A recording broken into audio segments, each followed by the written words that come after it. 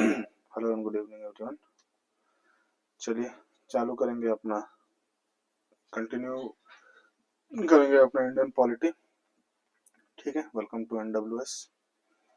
Like और subscribe करते रहिए। इंडियन पॉलिटी हम पढ़ रहे हैं लक्ष्मीकांत से, पीवाईक्यू और उसके साथ में नोट्स आप बनाते चलिए।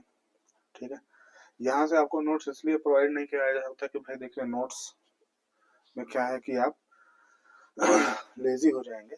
ठीक है, और उतना पॉसिबिलिटी नहीं रहता है कि भाई आपको ये नोट्स जो है वापस से पीडीएफ में क्लियर करके प्रोवाइड कराया जाए। ठीक है, क्योंकि उसके साथ में we have to inculcate the previous year questions and along with that we have also to do the you know Laxmikanth. Okay, तो सिंपल सी बात है। आप एक काम कर सकते हैं, आप सीधे अपना नोट्स बनाइए। ओके, अपना नोट्स बनाने का मतलब ये हुआ कि ये जो आपको पढ़ाया जा रहा है उसको रेफर करिए और उसके बाद में अपना नोट्स बना करके स्टार्ट करिए। ठीक है, ये सब आप जो है उससे क्या होगा कि जब आप अपना नोट्स बनाएंगे ना तो आप अपना उसके साथ में कुछ जब बुक को रेफर करेंगे, ठीक है, उसमें जो चीजें आपको इनकेस अगर नहीं भी बताई गई, अगर कहीं छूट गई, कुछ ऐसा हो गया, तो that you are going to take into that particular notes. ठीक है, टोटल डिपेंडेंसी यहाँ पे रखना। ठीक है, कोई भी एग्जाम के लिए आपके लिए सही नहीं है। ठीक है, चलिए, तो आज कोई कोटेशन और ये सब हम नहीं रख पा रहे हैं क्योंकि we have to cover the topics and we are getting a bit on the lesser pace। तो इसको एक बार स्टार्ट करते हैं और हमको ये पता है कि हम क्या पढ़ रहे हैं। अगर if I bring that up quickly, ठीक है, क्या पढ़ रहे हैं? हिस्टोरिकल बैकग्राउंड पढ़ रहे हैं।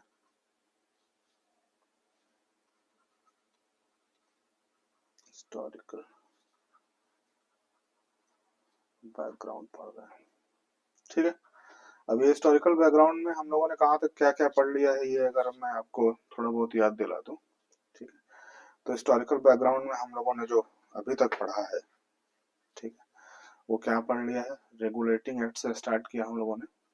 ठीक है, फिर settlement act, British India act, act of 1786, charter act, पहला चार्टर एक्ट 1773, दूसरा चार्टर एक्ट 1813, तीसरा चार्टर एक्ट 1833। ये आपको पता ही है कि सारी चार्टर एक्ट 20-20 साल के गैप पे आ रहे थे। ठीक है, आज जो हम स्टार्ट करने जा रहे हैं वो है चार्टर एक्ट ऑफ, आज जो हम स्टार्ट करने जा रहे हैं वो कौन सा है? चार्टर एक्ट ऑफ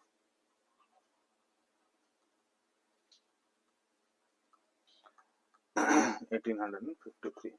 ठीक है, अब ये चार्टर एक्ट जब आया तो इसमें एक क्वेश्चन राइज होता है जो कि जनरली सभी पूछते हैं कि हु वाज द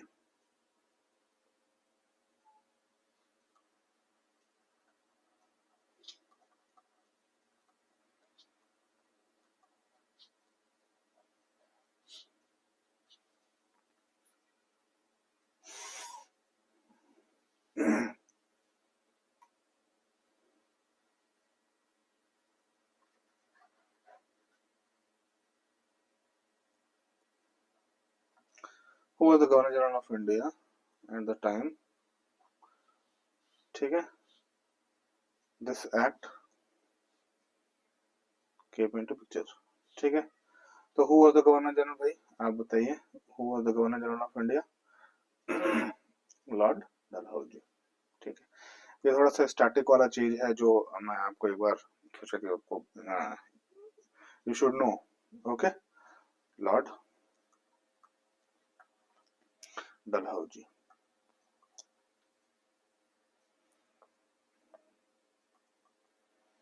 ठीक है, गवर्नर जनरल का कॉन्सेप्ट कब आ गया था? गवर्नर जनरल का कॉन्सेप्ट 33 में आ गया था, 1833 में आ गया था। चलिए, अब देखिए इसमें जो मेन पार्ट जो थी ये this was the last series of last series of charter. अब कोई चार्टर आगे से आपको नहीं मिलेगा। चार्टर पास्ड बाय, कौन पास कर रहा था? British government.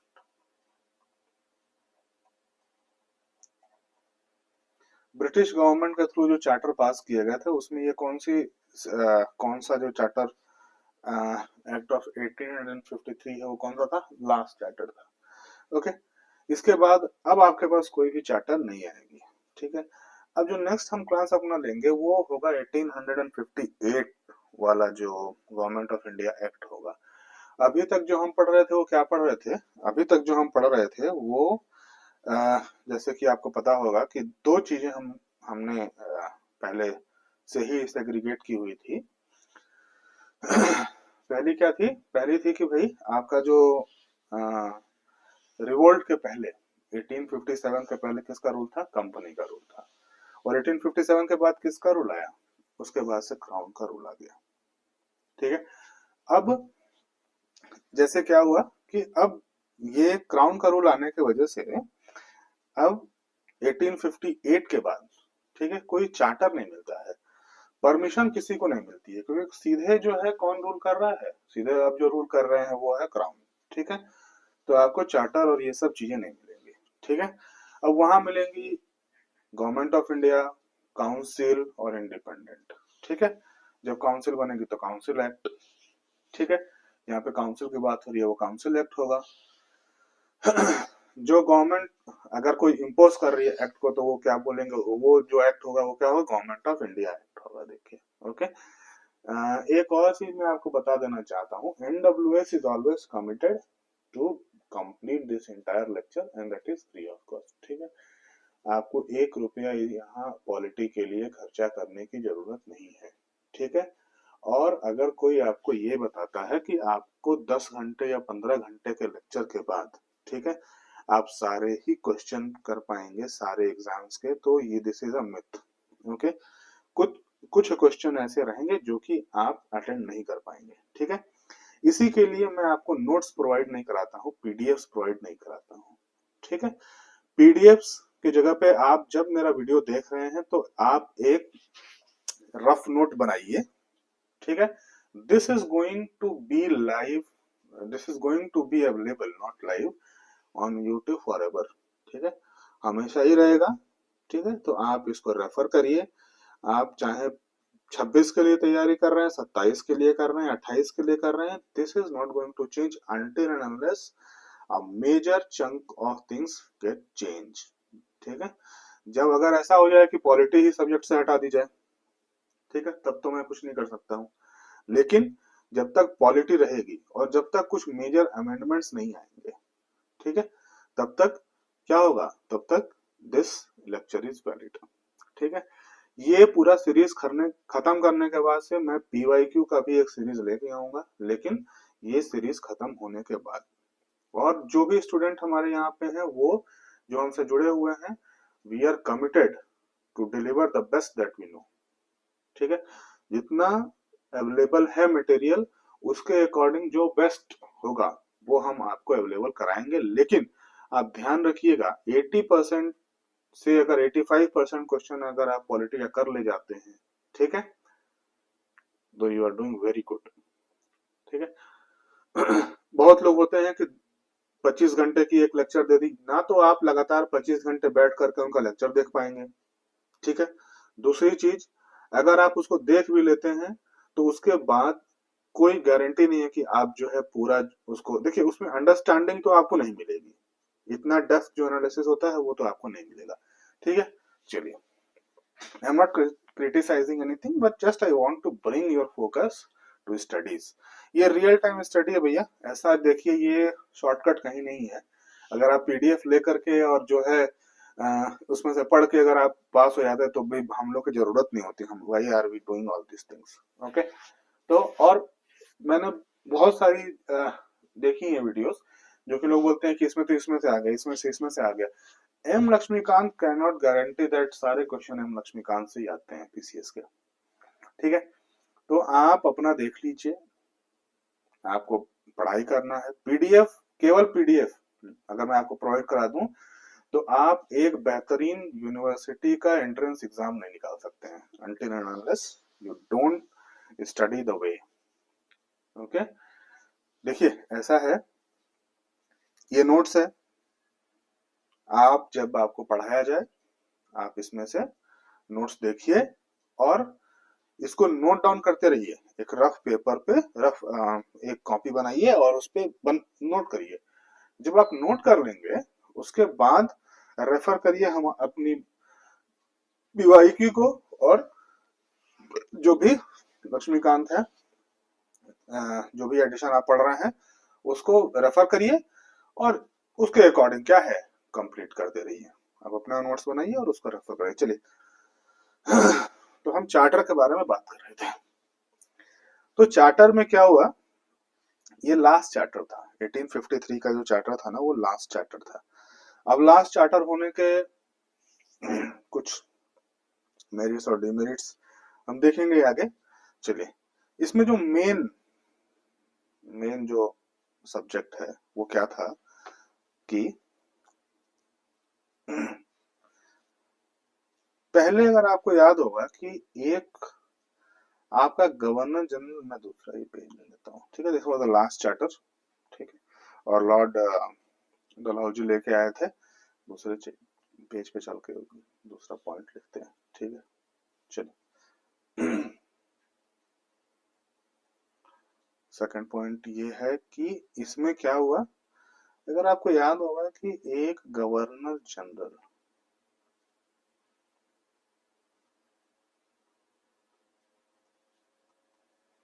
इन काउंसिल हुआ करती थी, याद है। और ये इन काउंसिल क्या करती थी, सारे ही मुद्दों पे, जो भी मुद्दे होते थे सिविल मिलिट्री ये वो सब सारे मुद्दे पे इनका फैसला, इन्हीं का फैसला रहता था। कोई भी इसमें किसी के साथ डिस्कशन नहीं रहता था। ये जो भी काउंसिल थी बंद लोगों की काउंसिल थी, इसमें इंडियंस थे नहीं, ठीक है। 33 तक तो ऐसे ही था, ठीक है। अब क्या हुआ, अब ये हो गया भाई इनको जो है डिवाइड कर दो, जो भी इनकी फंक्शनैलिटी है उसको क्या कर दो, डिवाइड कर दो, किसमें, लेजिस्लेटर और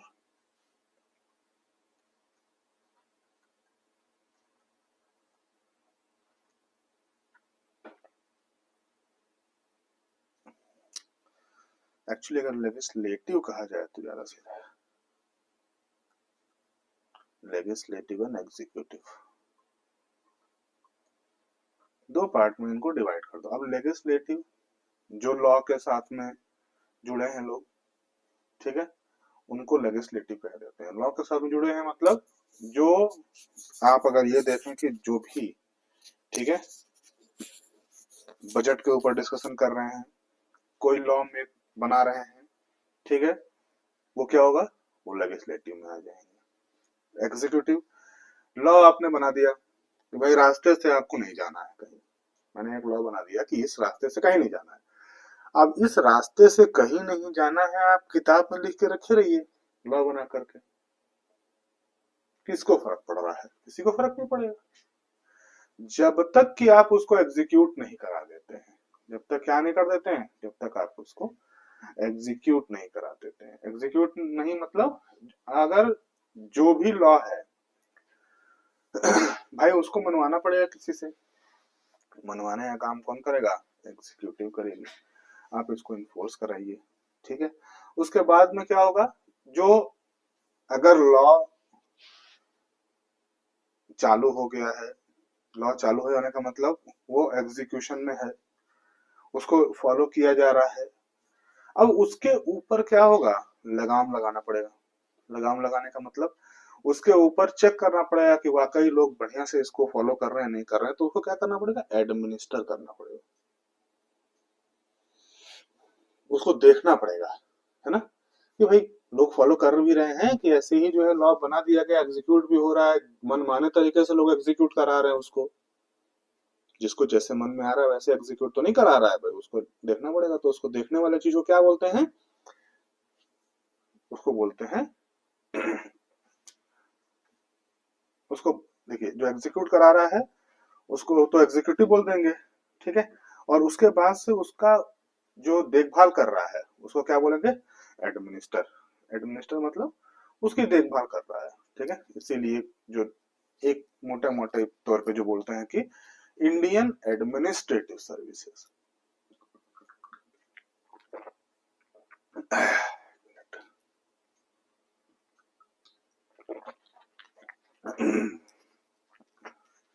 शेड्यूल थोड़ा सा बहुत बिजी चल रहा है, लेकिन भाई आप लोग को कमिट किया गया है कि आप लोग को ये लेक्चर प्रोवाइड कराए जाएंगे फ्री ऑफ कॉस्ट, तो जितना भी शेड्यूल बिजी रहे आपको कराए जाएंगे, ठीक है। चलिए, तो एग्जीक्यूटिव पे आ समझ में आ गया, एग्जीक्यूटिव लेजिस्लेटिव और क्या चीज, एडमिनिस्टर, कौन कैसे एडमिनिस्ट्रेटिव होता है, ठीक है।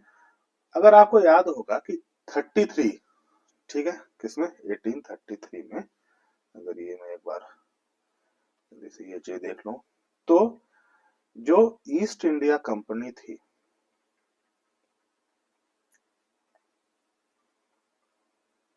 क्या थी, ईस्ट इंडिया कंपनी को पहले कौन सा पावर दिया गया था, कॉमर्शियल, कॉमर्शियल पावर था, आप खरीदिए बेचिए। फिर जब ये लगने लगा कि नहीं आप ये लोग कॉमर्शियल पावर के लायक भी नहीं है, तो क्या कर दिया गया, इनको जो है एडमिनिस्ट्रेटिव पावर दे दिया गया, ठीक है। इनसे सारी मोनोपोली छीन ली गई और इनको क्या कर दिया गया, एडमिनिस्ट्रेटिव पावर दे दी गई। ये कहाँ हो गया था, चार्टर ऑफ 1833 में ये हो गया था, अगर आपको याद होगा तो। अब यहाँ पे क्या हो गया कि गवर्नर जनरल इन काउंसिल में जो था, governor general of India in council में था, उसको लेजिस्लेटिव पावर दे दी गई। और क्या कह दिया गया, भाई ऐसा है आपको लेजिस्लेचर और एग्जीक्यूटिव दो अलग अलग फंक्शनैलिटीज में डिवाइड किया जा रहा है, going to do two different functions, ठीक है। इसके लिए दो विंग रखिए आप, दे आर सेपरेटेड, ठीक है।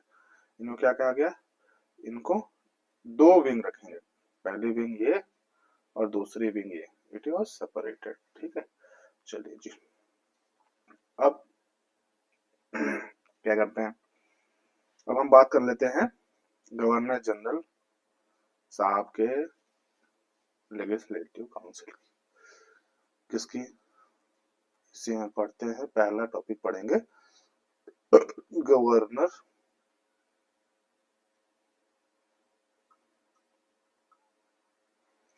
जनरल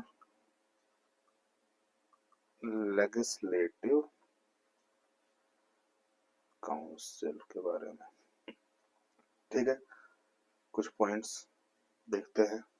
अब ऐसा है कि आपको क्या कर दिया गया, ये जो लेजिस्लेटिव बॉडी थी उसको पूरे इंडिया में जहां भी ब्रिटिश गवर्नमेंट का राज्य था, ऑलमोस्ट सभी जगह था इस टाइम तक, ठीक है। तो पूरे इंडिया में इसको, अब इसका इफेक्ट जो है पूरे इंडिया में पड़ने वाला था, तो क्या था, इसको क्या हम लोगों ने बोल दिया, इंडियन, और इंडियन की जगह पे एक और बात बोल दी, सेंट्रल, ठीक है, लेजिस्लेटिव काउंसिल, ठीक है। इंडियन या सेंट्रल लेजिस्लेटिव काउंसिल इसका नाम दे दिया गया। ये आया क्यों था, ये दिमाग में रखिएगा, ये सारे अगर चीजें आप दिमाग में रखेंगे ना, तो इसमें से क्वेश्चंस को आंसर करने में बहुत आसानी होगी और समझने में आसानी होगी कि ये हो क्या रहा है, ठीक है। अब ये हो गया था भाई कि ये लाया क्यों गया, ये लाया इसलिए गया था, जो ब्रिटेन में लॉ बन रहे थे, वो ब्रिटेन के लॉ जो भी बने थे, वो इंडिया में आने के बाद उसमें कुछ तब्दीलियां जरूरी थी, सम चेंजेस वर रिक्वायर्ड। क्यों भाई, यहाँ का परिवेश अलग था, वहां का परिवेश अलग था, ठीक है। वहां आपने लॉ बना के तो भेज दिया, लेकिन रियलिटी में ऑन ग्राउंड क्या चल रहा है ये तो भाई किसी को पता था नहीं, ठीक है।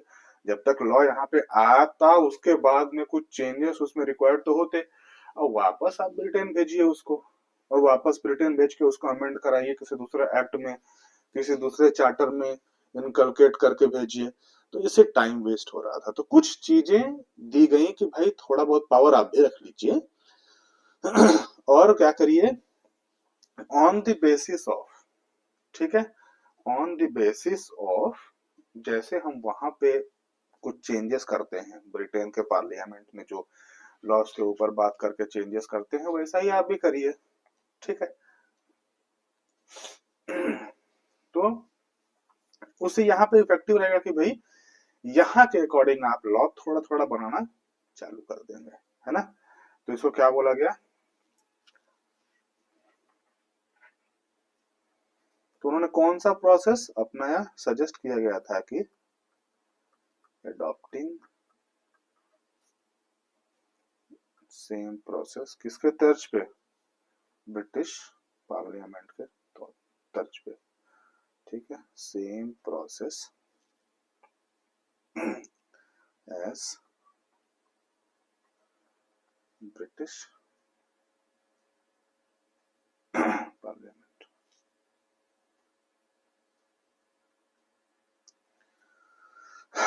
जो प्रोसेस होगा लॉ मेकिंग का, डिस्कशन का, जो भी होगा वो किस तौर तर्ज पे होगा, वो होगा आपके, जैसे आपका ब्रिटेन में था बिल्कुल वैसा ही, जैसे ब्रिटेन पार्लियामेंट में, ब्रिटिश पार्लियामेंट में जो हो रहा था ना, बिल्कुल वैसा ही उसी तर्ज पे आप करिए, ठीक है। तो जब आप इसी तर्ज पे करेंगे, मान के चलिए अमिताभ बच्चन है, ठीक है, तो अमिताभ बच्चन साहब जो है, लंबे चौड़े किसी आदमी को आपने देखा तो आप क्या बोलते हैं, अरे यार ये तो अमिताभ बच्चन जैसा ही है। तो पार्लियामेंट में जो चीजें चल रही थी ब्रिटिश पार्लियामेंट में, वैसा ही हमें लॉ, वैसा ही क्या करना है, लेजिस्लेटिव असेंबली बनाई गई, sorry not legislative assembly, Indian legislative council बनाई गई, ठीक है, जिसको सेंट्रल लेजिस्लेटिव काउंसिल भी कहा गया। वहां देखिए बहुत सारी चीजें थी, अपर हाउस लोअर हाउस ये सब चीजें थी, लेकिन यहाँ पे केवल लॉ डिस्कस किया जा रहा था, यहाँ बनाया नहीं जा रहा था मेनली। थोड़ी बहुत चेंजेस कर दी जा रही थी, जैसे ईयर चेंज कर दिया जा रहा था या फिर क्या कर दिया जा रहा था, ये कर दिया जा रहा था कि भाई जो लॉ यहाँ के अकॉर्डिंग सुटेबल है उस टाइप का थोड़ा सा उसको कर दिया जाए, है ना। तो अब यही हो रहा था, ज्यादा हम कोई मेजर ऐसा दूसरा एक्ट लेके नहीं आ रहे थे, है ना। अब इसमें अगर देखा जाए तो मैं क्या कर रहा था, हाँ, अगर कोई लंबा चौड़ा आदमी आपको दिखे, ठीक है भाई, 7 फीट का, लोग बोलेंगे यार ये तो द ग्रेट खली की तरह दिख रहा है, या फिर ये अमिताभ बच्चन दिख रहे हैं, है ना। तो वो अमिताभ बच्चन है क्या, नहीं। वो ग्रेट खली है क्या, नहीं। लेकिन रिजेम्बलेंस उसकी कैसी हो रही है, रिजेम्बलेंस उसकी उस कैरेक्टर की तरह हो रही है। तो ये जो रिजेम्बलेंस है इसको बहुत लोग क्या बोल देते हैं, मिनी पार्लियामेंट, ठीक है भाई, ये छोटा अमिताभ बच्चन है, ये छोटे खली साहब है ना। तो वैसे ही इसको क्या बोल दिया गया, क्योंकि ये सारी चीजें कैसे करके आ रहा था, ये सारी चीजें ब्रिटिश पार्लियामेंट के जैसे ही कर रहा था, ठीक है। कौन कर रहा था, सेंट्रल लेजिस्लेटिव काउंसिल। तो इसको क्या बोल दिया गया, मिनी पार्लियामेंट। देखिए ये मिनी पार्लियामेंट था नहीं, यहाँ पे ना तो कोई ऐसा मेजर, जैसे पार्लियामेंट आज की तरह चलता है जो कि डिस्कशन होते हैं बड़े बड़े और ये सब चीजें, ऐसा कुछ नहीं होता था। ये एक जो फंक्शनैलिटी गवर्नर जनरल काउंसिल को पहले लॉ और क्या बोलते हैं लेजिस्लेटिव और एग्जीक्यूटिव दोनों की थी, उसमें से लेजिस्लेटिव की फंक्शनैलिटी एक अलग कर दी गई और बस वही है और कुछ भी नहीं है, ठीक है। ये बात ध्यान देंगे आप, ठीक है। तो भाई पार्लियामेंट है तो लोग भी होंगे, ठीक है। तो आप याद रखिए कि गवर्नर जनरल इन काउंसिल मतलब sorry governor general legislative council या सेंट्रल लेजिस्लेटिव काउंसिल में 6 लोग थे। कितने लोग, 6 मेंबर्स, ठीक है, 6 मेंबर्स इन दी। आप लोग पूछेंगे सर पहले भी तो कुछ लोग हुआ करते थे काउंसिल में, भाई होते थे, ठीक है। अब ये जो लोग थे ना, इनको क्या बोला जा रहा था, लेजिस्लेटिव काउंसलर बोला जा रहा था। तो जो आपकी इन काउंसिल थी, उसके पास दो काम चला गया, एक एग्जीक्यूटिव का। तो जो बाकी के लोग पहले जो जुड़े हुए थे उनको मेजरली जो ऑफिशियल्स थे इंडियन, जो ब्रिटिश ऑफिशियल्स थे, उसको कहाँ इंडल्ज कर लिया गया, उसको इंडल्ज कर लिया गया कहाँ, उसको इंडल्ज कर लिया गया एग्जीक्यूटिव में। ठीक है। और 6 मेंबर्स की एक लेजिस्लेटिव काउंसिल डेवलप हुई। ठीक है, जिसको क्या बोला जाता है, 6 मेंबर लेजिस्लेटिव। उनको जो 6 मेंबर थे उनको क्या बोला गया, लेजिस्लेटिव काउंसलर्स बोला गया।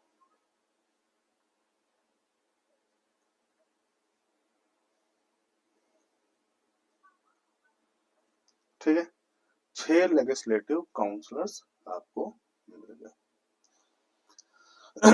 यहां तक बात क्लियर है। लेजिस्लेटिव काउंसिल के बारे में, इंडियन लेजिस्लेटिव काउंसिल का फॉर्मेशन 1853 के चार्टर के थ्रू हुआ। ये कैसे, किस तर्ज पे काम करती थी, ब्रिटिश पार्लियामेंट के तौर पे ही काम करती थी। और इसको क्या बोला जाता था, चूंकि ये ब्रिटिश पार्लियामेंट के तर्ज पे काम करती थी, इसीलिए इसको क्या बोला जाता था, मिनी पार्लियामेंट बोला जाता था। इसमें 6 मेंबर, ठीक है, 6 मेंबर थे। ठीक है, लेजिस्लेटिव काउंसलर इनको बोलते थे। इनको क्या बोलते थे, लेजिस्लेटिव काउंसलर बोलते थे। अब पहली बार ऐसा हुआ, क्या हुआ, पहली बार ऐसा हुआ कि इसमें इंडियंस के लिए भी जगह बनाई गई। पहले इंडियंस के लिए कोई जगह नहीं थी इसमें।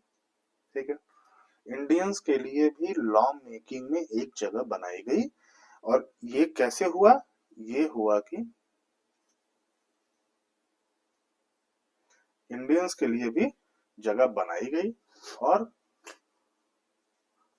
इसके लिए भी एक पॉइंट हम लिख लेंगे कि लोकल रिप्रेजेंटेशन, किसके, लोकल रिप्रेजेंटेशन प्रोविंशियल गवर्नमेंट की।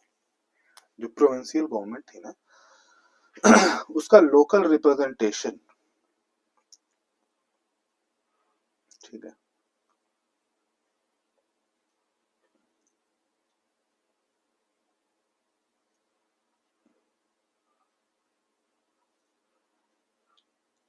Local representation of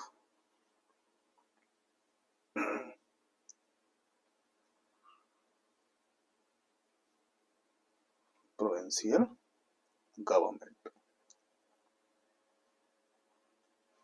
provincial government से लोकल रिप्रेजेंटेशन भी भेजी गई। ठीक है, वो लोकल रिप्रेजेंटेशन कैसी थी भाई, कितने लोग थे, 6 मेंबर में से 6 मेंबर्स जो लेजिस्लेटिव काउंसलर बोला जाता था उनको, क्या बोला था, लेजिस्लेटिव काउंसलर्स बोला जाता था। उन 6 मेंबर्स में से क्या थे, 4 member, 4 out of 6 member were Indian. और वो इंडियन मेंबर्स कौन थे, वो इंडियन मेंबर्स कहां से आए हुए थे, वो इंडियन मेंबर्स 4 प्रोविंशियल गवर्नमेंट के थ्रू कौन थे, देवर यू नो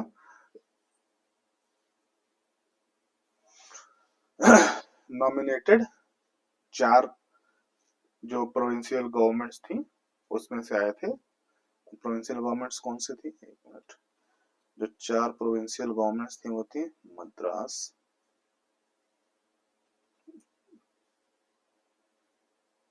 बॉम्बे, ठीक है, अब ये देखिएगा, बंगाल और आगरा।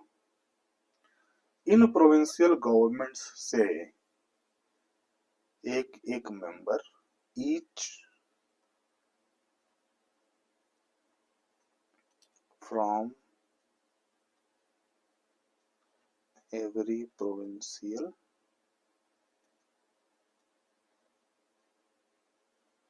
गवर्नमेंट। एक मेंबर सभी प्रोविंशियल गवर्नमेंट से एक मेंबर भेजा जा रहा था, एक एक मेंबर भेजा जा रहा था। ठीक है, कहाँ भेजा जा रहा था? ये भेजा जा रहा था, ये भेजा गया था इंडियन लेजिस्लेटिव काउंसिल और सेंट्रल लेजिस्लेटिव काउंसिल में। यहाँ तक बात ठीक है, समझ में आ रही है? अब देखिए, यहाँ एक चीज देखेंगे आप, बंगाल। भाई बंगाल, अगर आपको याद होगा, थोड़ी सी जल्दी इसमें अगर एक और चीज देख लें तो ठीक है, यहाँ तक समझ में आ रही है बात? ठीक है, अब चलिए, इसमें एक और डेवलपमेंट हुई। क्या डेवलपमेंट हुई? अगर आपको याद होगा कि गवर्नर जनरल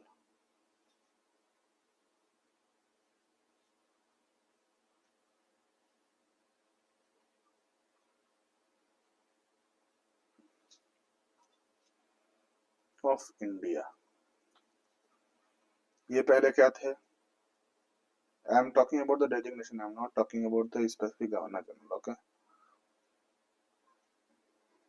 ये क्या थे? गवर्नर जनरल ऑफ बंगाल थे।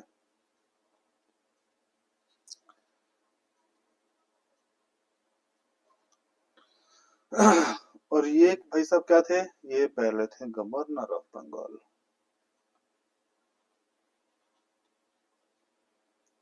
याद है ना? ये कब हुआ था? ये चेंजेस कब हुए थे, आप बताइएगा। ठीक है, ये जो गवर्नर ऑफ बंगाल थे वो तो भाई जब भी आपकी प्रेसिडेंसीज थी वो तभी से थे। ठीक है, उसके बाद में गवर्नर ऑफ जो है, क्या है, बंगाल, गवर्नर ऑफ बंगाल कब बने? पिट्स इंडिया एक्ट के थ्रू बने। ठीक, गवर्नर ऑफ बंगाल कब बने? पिट्स इंडिया एक्ट में बन गए। ठीक है, 1784 में बन गए। अब गवर्नर जनरल ऑफ इंडिया कब बन गए? गवर्नर जनरल ऑफ इंडिया 1833 के चार्टर के थ्रू बन गए। ठीक है, अब देखिए, ये गवर्नर जनरल ऑफ इंडिया साहब जो थे, अभी भी जो ऑफिस होल्ड कर रहे थे वो किसका भी ऑफिस होल्ड कर रहे थे? गवर्नर जनरल ऑफ बंगाल का ऑफिस होल्ड कर रहे थे। ये इंडिया का भी, गवर्नर जनरल ऑफ इंडिया का भी ऑफिस होल्ड कर रहे थे और गवर्नर ऑफ बंगाल का भी कार्यभार इनके पास ही था।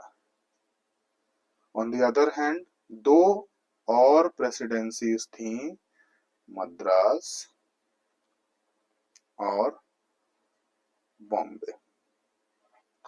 ये दोनों प्रेसिडेंसीज के भी गवर्नर्स थे। इनको क्या मिला था? इनको कुछ नहीं था, इनके पास उतना काम था नहीं, इनके पास लिमिटेड काम था। ठीक है, क्योंकि they were holding only one office and that office was the governor of that particular presidency. जबकि गवर्नर जनरल ऑफ इंडिया के पास क्या था? गवर्नर जनरल ऑफ इंडिया का भी भाई काम है।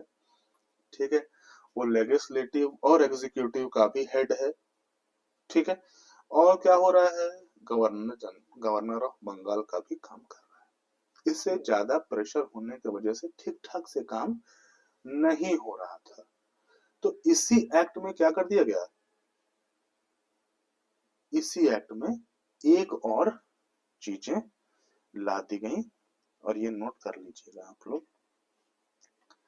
New governor general office,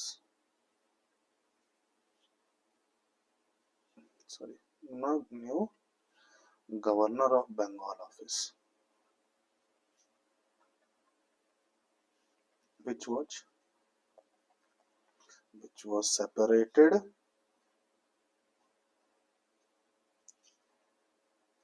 from governor general of India, general of India. ठीक है, अब क्या कर दिया गया? गवर्नर जनरल ऑफ बंगाल के लिए एक नया ऑफिस सेटअप किया गया कि आपको केवल रिस्पॉन्सिबिलिटी किसकी हुई? Governor general, governor of Bengal के लिए होगी। गवर्नर जनरल ऑफ इंडिया अब गवर्नर ऑफ बंगाल नहीं रहेगा। ठीक है, बहुत लोग को लग रहा था कि भाई बायस्ड भी हो सकता है, जो गवर्नर बंगाल में कुछ ज्यादा काम हो रहे हैं, अलग प्रेसिडेंसीज में कुछ कम काम हो रहे हैं, या फिर तमाम चीजें।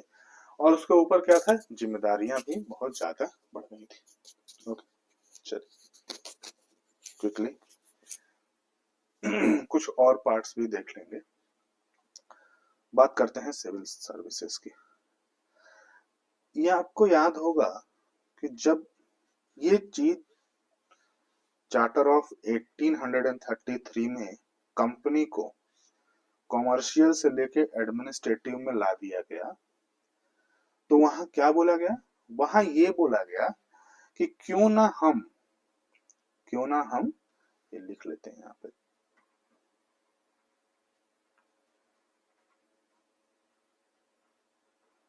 ठीक है, चार्टर ऑफ 1833 की बात कर रहे हैं। इसमें एक और चीज की गई कि सजेस्ट किया गया कि let's open Indian, not Indian,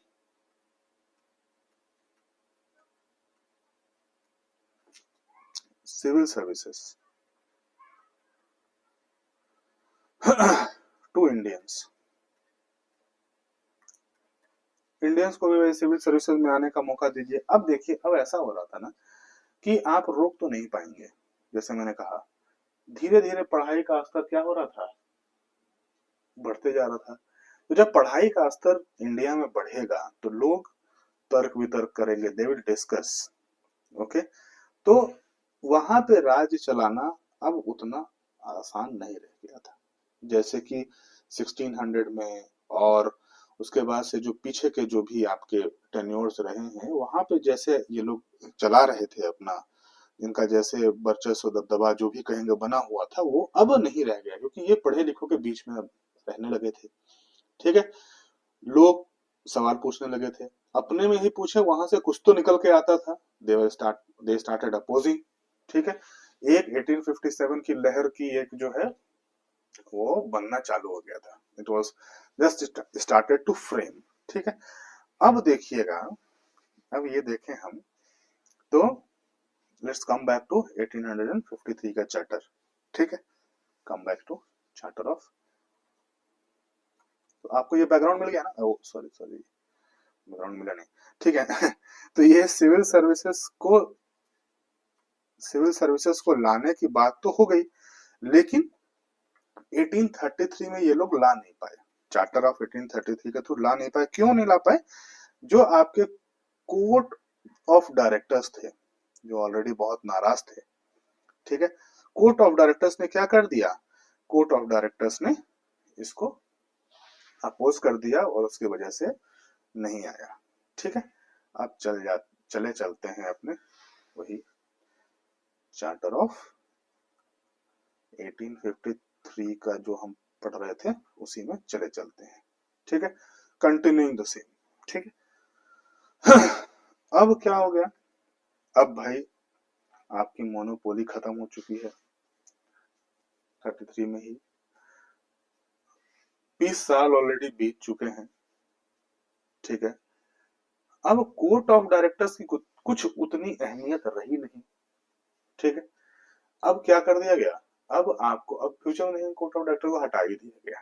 ठीक है, जब गवर्नमेंट ऑफ इंडिया एक्ट आएगा तो उसमें कोर्ट ऑफ डायरेक्टर्स और बोर्ड ऑफ कंट्रोल को हटा दिया गया। अब देखिए, इसमें चार्टर 1853 में क्या कर दिया गया, उन इंडियंस को भी कुछ जगह, भाई लोगों ने कहा कि भाई इंडियन भी हैं, वो भी पढ़े लिखे हैं, उनको भी उसी काम में लाइए, उपयोग करिए, रिसोर्सेस उनका जो है उनको भाई utilise those resources as well, they are also trying to be educated, they are also going to England, वो भी हम इंग्लैंड जाकर के पढ़ाई कर रहे हैं। ठीक है, उनको भी हम क्यों नहीं ला सकते हैं, उनको भी लाएंगे। तो इस तरह से क्या हुआ, इस तरह से इंट्रोडक्शन हो गया किसका, देखिएगा, ये आपके मुझे लगता है कि फोर्थ पॉइंट होगा, introduction of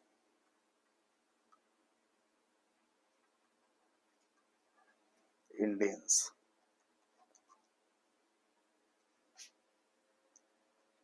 in civil services. अब सिविल सर्विसेज में क्या कर दिया गया, इंडियंस को भी ला दिया गया। यहाँ पे देखिए, ये आप मत सोचिएगा कि कोई public civil services commission establish हो गई या ऐसे, कुछ भी नहीं। ये purely what on the basis of, नहीं एक मिनट, वहां जाने से पहले एक और बात, ठीक है। अब क्या कर दिया गया, this was open to Indians as well, introduction of Indian in civil services. लेकिन कहाँ पे, इंग्लैंड में, ठीक है। इंग्लैंड में मतलब उनकी सारी हायरिंग कहाँ होती थी, इंग्लैंड में होती थी। उनकी नियुक्तियां कहाँ होती थी, इंग्लैंड में होती थी, ठीक है। इनका रिक्रूटमेंट चालू हो गया, ठीक है। चार्टर एक्ट ऑफ 1853 में जो इंडियंस के लिए सिविल सर्विसेज ओपन हुई, उसमें जो सिविल सर्विस का क्या नाम था, एक बार देखेंगे।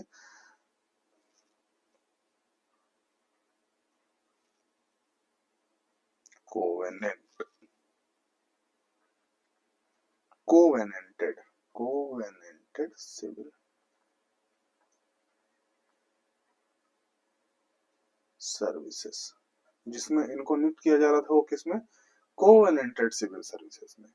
मतलब ये कोवेनेंटेड मतलब क्या था भाई, हायर सिविल सर्विसेज, ठीक है। हायर हायर सिविल सर्विसेज में किसकी अब नियुक्ति होने चालू हो गई, इंडियंस की नियुक्ति होनी चालू हो गई, इंडियंस। ओके, जो आपके कोवेनेंट सिविल सर्विसेज थी वो किसके लिए ओपन हो गई, it was open for Indians, open for Indians. ये देखिए, जो चार्टर था ना, उसमें ये चीज आप बड़े ध्यान से देखिएगा, जो भी चार्टर एक्ट आएगा उसके बेसिस पे धीरे धीरे चीजें बदलना चालू हो जाएंगी। ठीक है। तो अब क्या बोला गया कि इस ये अब करें हम कैसे, जो हम आप बोल रहे हैं कि हायर करिए हायर करिए हायर करिए, ओपन कर दीजिए इंडियंस के लिए सिविल सर्विसेज को, ये करे कैसे, एक कमिटी बना दीजिए आप। बोला गया क्या करिए, इसके लिए एक कमिटी बना दीजिए। इस कमिटी को क्या किसने हेड किया, इस कमिटी को हेड किया मैकॉले ने, लॉर्ड मैकॉले।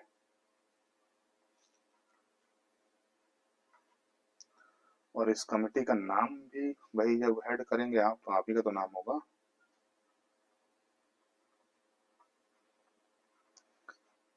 इस कमिटी का नाम हो गया मैकॉले कमिटी। और ये मैकॉले कमिटी बनी कब, ये मैकॉले कमिटी बनी 1854 में, ठीक है। ये मैकॉले कमिटी क्या करने वाली थी, this was going to suggest the process, जो प्रोसेस सिविल सर्विसेज में होने वाले हैं उसको ये सजेस्ट करती है, कैसे इनकलकेट करना है इंडियंस को, सिविल सर्विसेज को आगे कैसे बढ़ाना है, ठीक है। उसके बारे में सारी चीजें इसी कमिटी के किसमें होती, ये जो इस कमिटी का जो रिपोर्ट होता है उसके बेसिस पे होती। अभी जो हायरिंग हो रही है सिविल सर्विसेज की, वो किस तर्ज पे हो रही है, सिविल सर्विसेज की जो रिक्रूटमेंट हो रही है, सिविल सर्विसेज रिक्रूटमेंट,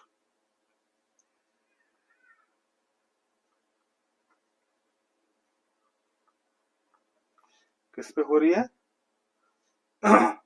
और ये किसके लिए हो रही है, कंपनी के लिए हो रही है। इंडिया बैंक तो आप कंपनी के लिए हो रहे हैं। सिविल सर्विसेज में जो सिविल सर्वेंट्स हैं उनकी जो रिक्रूटमेंट हो रही है वो किस पे हो रही है, मेरिट बेसिस पे। किस पे, कोई एग्जाम हो रहा है क्या, नहीं, merit based, it was merit based.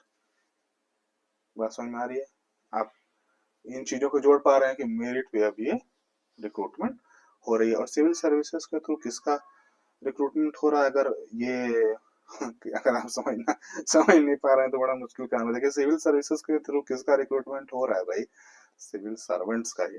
तो कहीं कहीं अगर लिखा होगा सिविल सर्वेंट्स का रिक्रूटमेंट जो है क्या कर दिया गया, ओपन कर दिया गया। तो इसमें इतना कोई बड़ी बात उसने नहीं लिखती है, ठीक है। सिविल सर्विसेज के ही माध्यम से सिविल सर्वेंट्स का रिक्रूटमेंट होगा ना यार, ठीक है।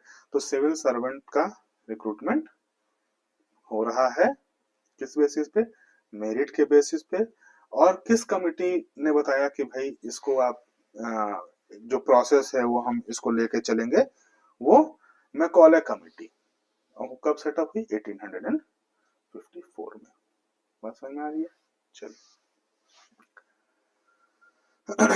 कुछ चीजें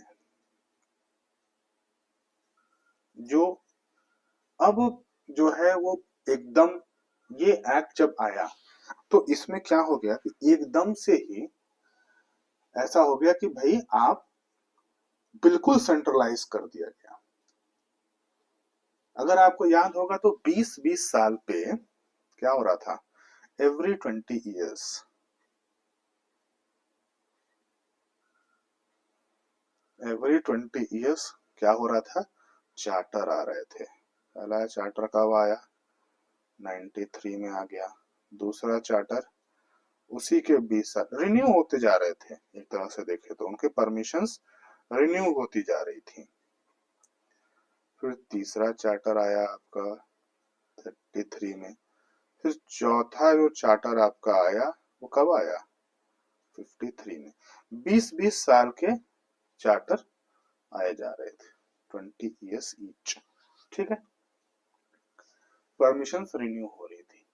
लेकिन जब ये चार्टर आया तो उसमें एक बहुत ही जरूरी बात लिख के भेजी गई। अब कोई टाइम ड्यूरेशन इस चार्टर के साथ हम लोग ऐड करके नहीं भेज रहे हैं। मतलब ये 2 साल भी रह सकती है, 20 साल भी रह सकती है कंपनी, ठीक है। चार्टर तो कंपनी के लिए आता था, तो क्या था भाई, ये चार्टर के थ्रू परमिशन जो आपको दी जा रही है वो अब टाइम ड्यूरेशन हम आपको लिख के नहीं भेज रहे हैं, पीरियड जो है आपका स्पेसिफिक नहीं कर रहे हैं। तो इसको क्या लिख लेंगे, जो चार्टर आया डिड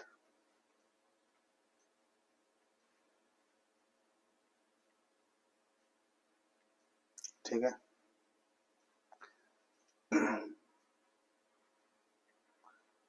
did not specify,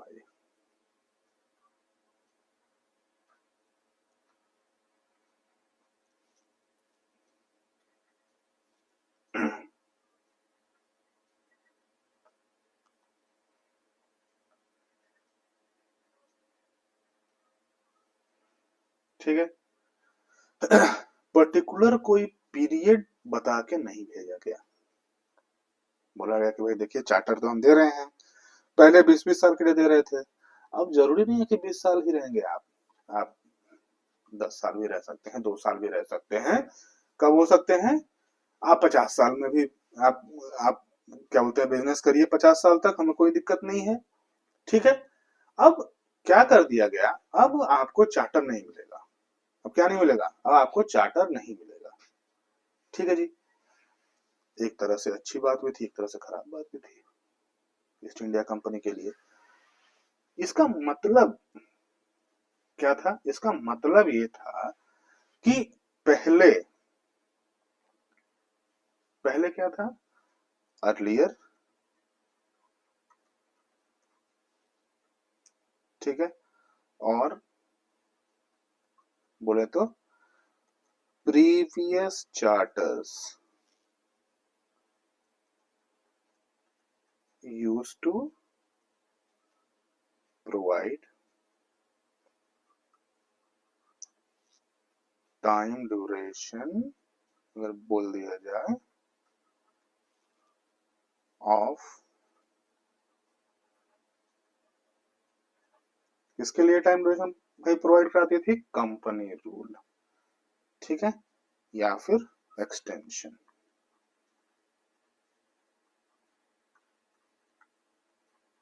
क्या होता था, एक्सटेंशन प्रोवाइड कराया जाता था, है ना।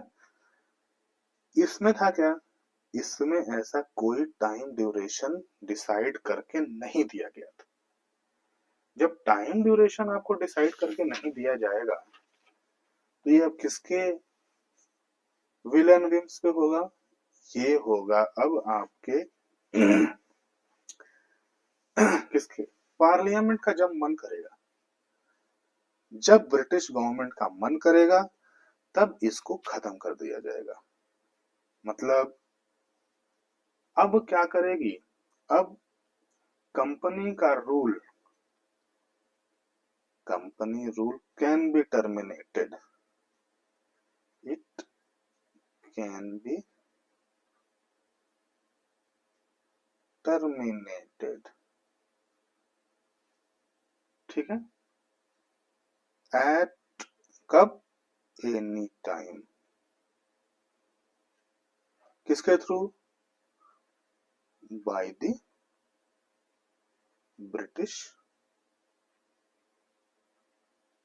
पार्लियामेंट। किसके थ्रू? ध्यान से समझिएगा इस चीज को, मैं फिर से आपको एक बार बताता हूं।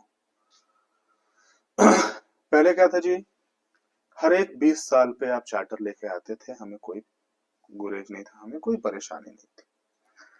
अब जब लास्ट चार्टर हमने भेजा उसको क्या था? 1853 का, ठीक है।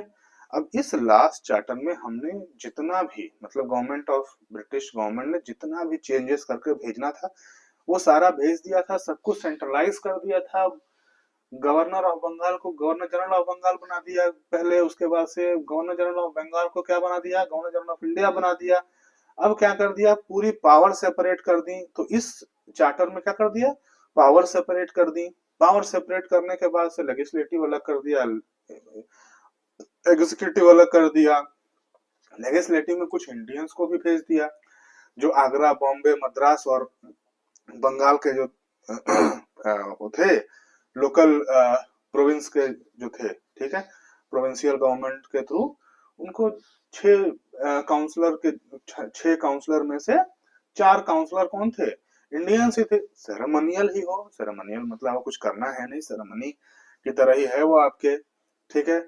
आप कुछ उसमें कर तो सकते नहीं है, सारी चीजें उधर आसमान से ही आ रही हैं, मतलब कहां से आ रही हैं? ब्रिटेन से ही आ रही हैं। लेकिन भाई ये सारी सेटअप करके क्या कर दिया गया? सारा सेटअप करके प्रोवाइड करा दिया गया। अब पूरा सेंट्रलाइज जितना करना था कर दिया गया। अब कुछ नहीं बचा। किसके नजरिए से? गवर्नमेंट ऑफ ब्रिटिश गवर्नमेंट के नजरिए से, ठीक है। सारी चीजें कर दी गई। गवर्नमेंट ऑफ इंडिया का एस्टेब्लिशमेंट कर दिया गया, जो कि 33 में ऑलरेडी हो गया।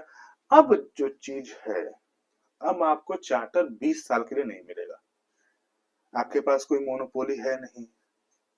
पहले आपकी चाय में मोनोपोली थी, चाइना में मोनोपोली थी, अब आपके पास कोई मोनोपोली है नहीं। सारी मोनोपोली हटा के आपको क्या कमर्शियल से एडमिनिस्ट्रेटिव में कर दिया गया है। तो अब आप करेंगे क्या? क्या जरूरत है आपको? ठीक है। अब तो जब मेरा मन करेगा तो मैं आपको रखूंगा, जब मेरा मन करेगा तो मैं आपको बुला लूंगा। आपके जो रूल हैं उसको जब चाहे तब टर्मिनेट कर दूंगा। मैं मतलब कौन? British parliament.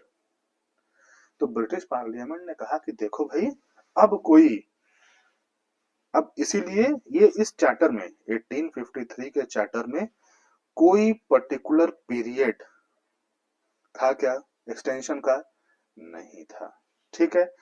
पहले क्या था? पहले के जो चार्टर आते थे उसमें 20-20 साल का टाइम एक्सटेंशन हुआ करता था। जैसे यहाँ पे देख रहे हैं आप, 1793 हो गया, फिर 13 हो गया, 33 हो गया। उसमें 20-20 साल के बाद में ये सब चार्टर आते रहते थे, एक्सटेंशन होता था। क्या होता था? Duration of company rule, duration of company rule, कब तक कंपनी रूल करेगी उसका क्या होता था? एक्सटेंशन होता था, ठीक है। परमिशन किसी भी गाड़ी का होता है, रोड पे कितने साल तक गाड़ियां चलेंगी? अभी आपने दिल्ली में देखा होगा कि कुछ जो 10 साल के परमिशन थे, फिर पहले कुछ परमिशन 15 साल के थे, उनको हटा दिया गया, फिर ऐसे, ठीक है।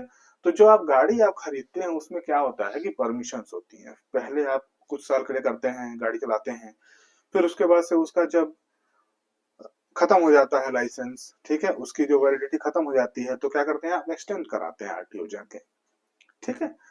वैसे ही एक टाइम आ जाता है कि लोग बोलते हैं कि देखो भाई ऐसा है कि अब जो है गाड़ी चलने लायक है नहीं, अब इसको हटाओ रोड से, ठीक है। उसी तरह की कुछ चीजें यहाँ हो रही थी, नॉट सिमिलर लेकिन कुछ उसी तरह की। पहले अगर आप लाइसेंस देखेंगे तो क्या होगा, जो आपका जो क्या बोलते हैं आरसी देखेंगे अगर आपकी गाड़ी का, तो उसमें लिखा होगा कि यहाँ से यहाँ तक 2016 से लेके 2026 तक ये गाड़ी क्या है, वैलिड है रोड पे चलने के लिए, ठीक है, 10 साल का। वैसे ही जो चार्टर जो लाइसेंस प्रोवाइड कराया गया था उसमें 20-20 साल का ड्यूरेशन दिया जा रहा था। कंपनी को आपको चलाना है, कंपनी के रूल के लिए 20 साल जो है वैलिड है। अब क्या हो गया, अब कोई भी आपको एक्सटेंशन के लिए दूसरा चार्टर नहीं आएगा, ठीक है। और अगर चार्टर नहीं आएगा तो क्या होगा, एक्सटेंशन नहीं मिलेगा। आपको जब तक चला रहे हैं तब तक चलाइए, 2 साल हो सकता है, 5 साल हो सकता है, 10 साल हो सकता है, लेकिन वो टर्मिनेट भी हो सकता है। और टर्मिनेट कौन करेगा, ब्रिटिश पार्लियामेंट टर्मिनेट करेगी, ठीक है। तो ये था हमारा चार्टर एक्ट ऑफ 1853। इसी के साथ, ठीक है, आप पीवाईक्यू और लक्ष्मीकांत पढ़ते रहिए, नोट्स बनाते रहिए, ठीक है, क्वेश्चंस लगाते रहिए, कुछ डाउट्स है तो आप हमें पूछते रहिए, ठीक है। लाइक करिए, सब्सक्राइब करते रहिए, एंजॉय करिए स्टडीज को और पढ़िए, पढ़ना बहुत जरूरी है, ठीक है। यूजलेस चीजों पे अपना ध्यान मत दीजिए, पढ़िए, okay. Thank you so much. इसके साथ we call it as the end. Enjoy, have good time, bye.